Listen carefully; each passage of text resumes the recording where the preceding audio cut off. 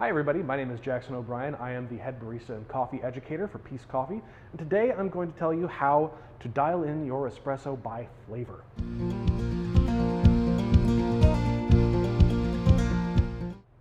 Now let's say you've made sure that you're kind of hitting all the numbers correctly, all of your best practices are in order for making espresso, but it's still not tasting right and you can't quite pinpoint exactly how. Hopefully this video will give you the tools to be able to identify what's tasting wrong and how to fix it.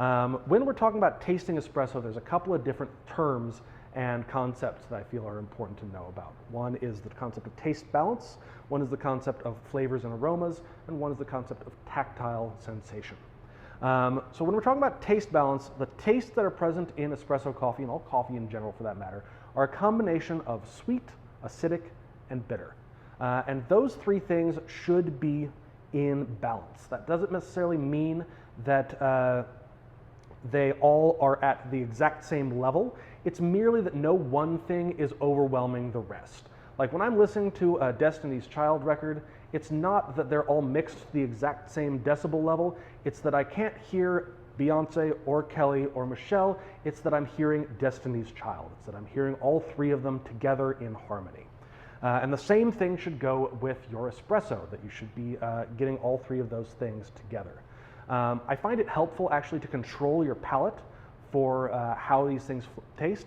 If you're the kind of person who regularly tastes coffee and needs to make judgment calls about them, a good palate development thing is using sugar for sweetness, obviously, citric acid powder for acidity, and caffeine pills for bitterness.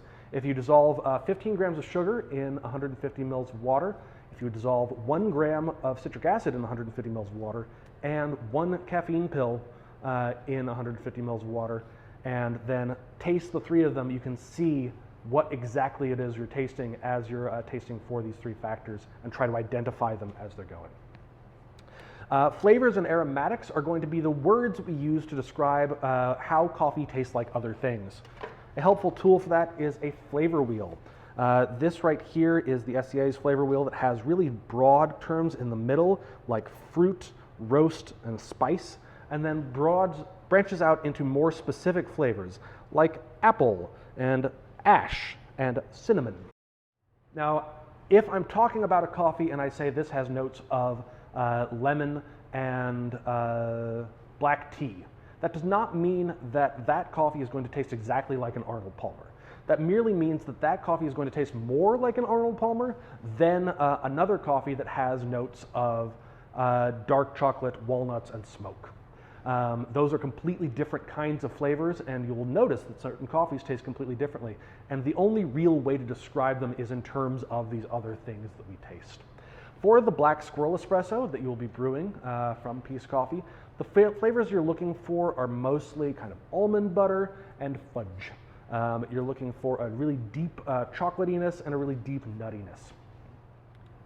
The last thing worth talking about is tactile, how the coffee feels in the mouth. With espresso, we're mostly talking about two things, which is body, we're talking about finish.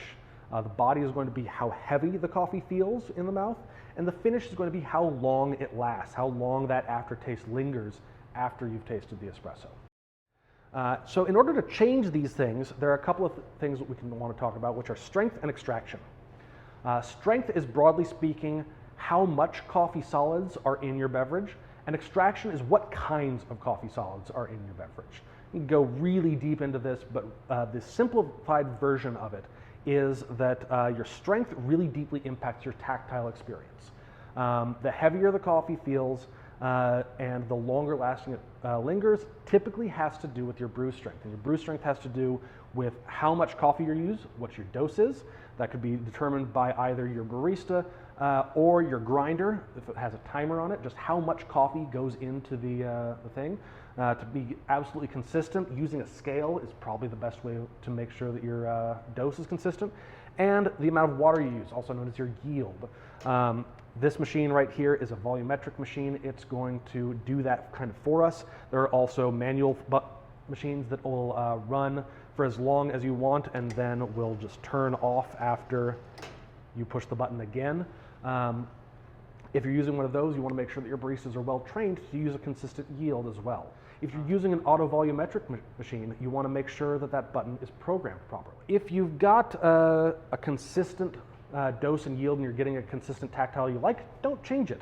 But if you are finding that that tactile sensation is unpleasant, maybe change it up. Maybe use a little bit more water or a little bit less coffee in order to kind of lighten up that body, truncate that finish, or opposite way occurs. If you're getting too light and silky a body and it just finishes way too fast, maybe use a little bit more coffee or a little bit less water. The other aspect, that extraction aspect, kind of determines what kind of flavors you're getting out of there. Broadly speaking, less extracted coffees are going to have less of those flavors and aromas, those fudges, those almond butters, those kind of things. And you're also going to be getting a little bit more acid and a little bit less bitterness and sweetness. The more extracted you get, the more those flavors are going to come through, but also the more bitterness and the more sweetness you might get. And it's kind of a trade-off as to whether or not you are hitting the right point for those. Broadly speaking, the best tool in your arsenal for extraction is going to be your grinder. Grinding finer is going to extract more, grinding coarser is going to extract less. And that's going to be impacted in your brew time. A shorter brew time typically means you're extracting less. A longer brew time means you're extracting more if you have the exact same brew ratio in place. Lastly, you want to make sure that your machines are properly calibrated and are properly maintained.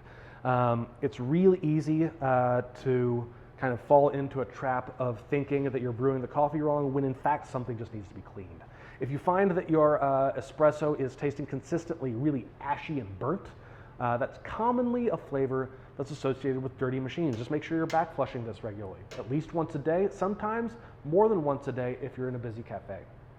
Sometimes it might be that your water going into the machine is impacting things. If you wouldn't drink the water that's coming out of the wall, then you shouldn't be using it to feed your machine. All espresso machines should have a water filter in place, like this one, and that water filter should be changed every 6 months. It's super easy to do. You just turn off the water, rotate the thing out, throw that away, put a new one in, and turn it back on. You also want to make sure that your grinder is in good working order. Make sure it's clean. We have another video all about cleaning things. And make sure that its burrs are sharp. Generally speaking, you want to replace the burrs every 2,000 pounds or so. Your manufacturer might dictate a different number, but 2,000 pounds is a good one-size-fits-all ballpark. Just make sure that that's coming out nice and fluffy. If the grounds are coming out kind of clumped, kind of like powdered sugar, then that typically means that the burrs need to be replaced. Call your technician, get that sorted. Hopefully, these tools will help you to make sure that your espresso tastes exactly as you want it. And if they're not, remember, we also still have our customer service team. You have access to me. You can email info@peacecoffee.com, and we will make sure that your coffee is tasting as good as humanly possible. Thank you so much for watching. I hope you have a lovely day.